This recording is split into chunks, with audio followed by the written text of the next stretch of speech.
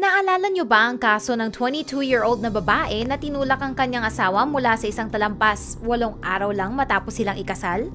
Ayon sa bagong ebidensya, posibleng blindfold niya muna ang kanyang 25-year-old na asawa bago niya ito itinulak pababa. Sinabi ni Jordan Graham sa mga investigador na ang kanyang asawa ay hindi nagpakita matapos itong mag-joyride kasama ang isa niyang kaibigan. Hindi nagtagal ay binago ni Jordan ang kanyang kwento. Sabi niya, nag-away daw sila habang nagha-hiking at hindi niya sinasadyang naitulak ang asawa pababa sa talampas. Ngayon ay may nahanap na tela sa ilog na malapit sa talampas na posibleng ginamit sa pag-blindfold kay Cody Johnson.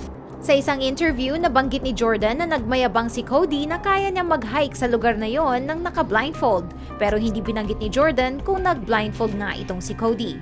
Ang mga abogado ni Jordan ay humihiling na i-dismiss ng judge ang indictment ng first-degree murder dahil ang naturang interview ni Jordan ay hindi daw na-i-record at hindi tamang procedure.